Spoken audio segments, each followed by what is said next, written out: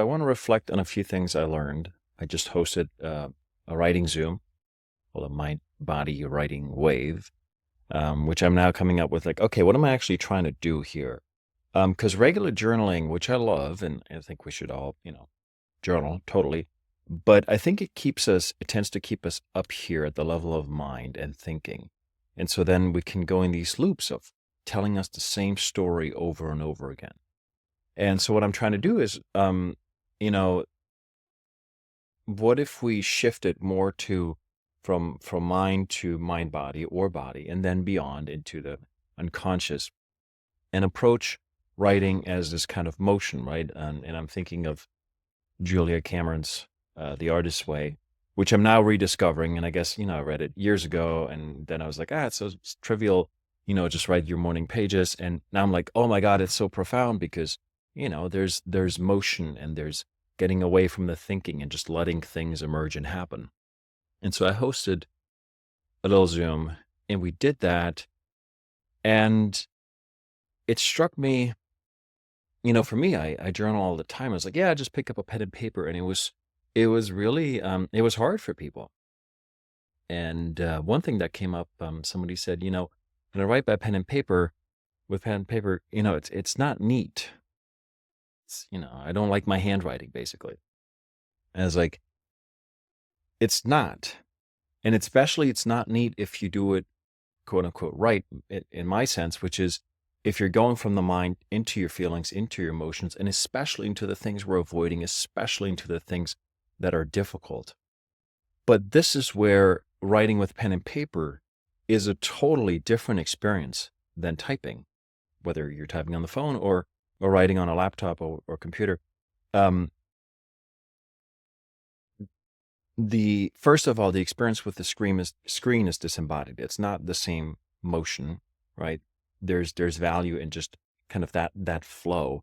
And the first thing is Julia Cameron mentioned this, you're kind of slowing down. You can type very quickly, but you're forced to slow down and stay with the experience if you're writing. And that's a very profound thing. And then if it's ugly, or if you don't like it, there's like already an opportunity to notice the judgment that's coming up. It's supposed to look this way. It's supposed to be that. Like, I don't like it. I have all these sensations like, oh, okay. All day long, you spend looking at the screen. All day long, you're moving from this seat of I'm in my head, I'm looking out versus I'm in my whole body. This is what I'm experiencing. So it's already an opportunity to step away from your daily, from the experience that you're having most of the time to I'm with the page. I'm by myself. This is what I'm experiencing. Oh, my hand is cramping. Oh, I don't like what this looks like. And you can, that resistance alone can be a teacher. But there's something else, which is when I'm typing, I can type all caps, I can go into italics or cursive, I can, do that. But in the end, I'm pretty limited in how I can express and give shape what, to the authentic impulse of my body and of my kind of human experience. Like what actually is in my consciousness. On the page, I can do big loops, I can do boxy letters, I can draw lines, I can scribble, I can go small and big and all over the page, or I can go very orderly. Most of the time I'm pretty orderly, although my handwriting is kind of shit. But sometimes it'll be like, this is the thing I want to say, and it'll come out in big letters. And, and after that, maybe another aspect of me is like, okay, now I want to say this other thing. And so the page gives you a space where the true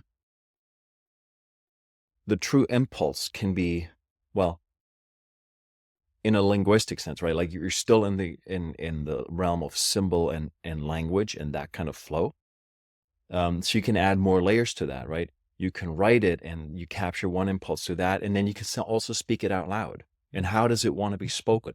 Loudly, softly, in what kind of voice does it emerge? You can give it shape in other ways too. Afterwards, you can paint it, write it, sing it, dance it. There's a million ways to do that. And I think there's a lot of value in moving the things that are stuck in these different dimensions. But if you're just typing it, you're limiting yourself severely, because you let the screen and the format dictate,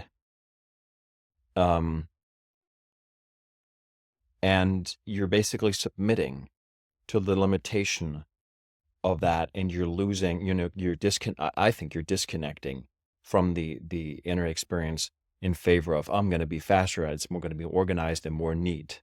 To no, this is me right now, 50 minutes, 20 minutes, just like a dance, just like a painting.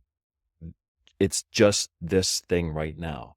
Could be different tomorrow, but so write it. But people had a lot of resistance to that, and I respect it. I think it gets better. In the beginning, my hands were cramping. I didn't like it the first few times, and now I've been journaling for years. And it's like, okay, let's let it happen. There's a lot of value in that. And so what I realized was doing the exercise is what's important to me in this work is, writing. It's really not about writing. It's about giving shape. It's about movement. It's about energy. It's about meeting what is, allowing it to come out, accepting it. And then later finding a way to integrate it and be like, okay, is there something creative to do here? Is there something I want to change in my life, in my relationships? But first I got to find, offer space and let emerge what is there. That's why writing, and I keep a second little journal for like highlights, like after a session, like, oh, there were a couple of things, some key emotions or insights or a quote or whatever, and that I want to work with, and that'll, I'll type that up and that'll make its way into actual work. Yeah. So those were some of that was a big one. The other thing I want to think about is, how do you set up the right setting, and what do you do before and after? And I usually, sometimes I use musical cues, or I use breath to ease in. HRV breath is really good for that. And then I use things afterwards, like you encounter sometimes these blocks of ice, these frozen beliefs. I love Byron Katie's The Work, the kind of these inquiry questions of, here's this thought. Well, is this thought actually true? Who would I be if I didn't have that thought?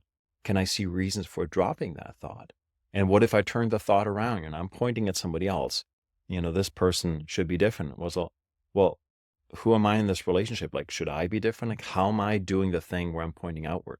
So these methods of inquiry are very helpful, and I want to think more about how to integrate basically what is emerging in these sessions. So yeah, I think of this primarily as a practice of movement. I'm moving on the page, and it allows me to move through life. It allows me to move things that are stuck or that are not moving. It allows me to move, tap into energy that is stuck or not being tapped into, because I'm not in that flow, and because there are aspects of myself or of my inner house that I've been avoiding.